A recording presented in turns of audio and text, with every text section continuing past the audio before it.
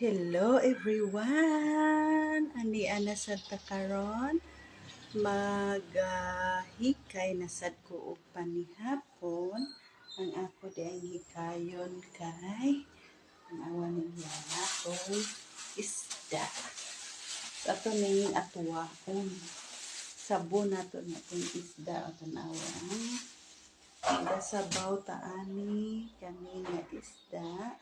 Ato ning sabon siya unya sa gula ni nato sa ato ang natay gamayng kamunggay, malunggay o kani sa gula nato.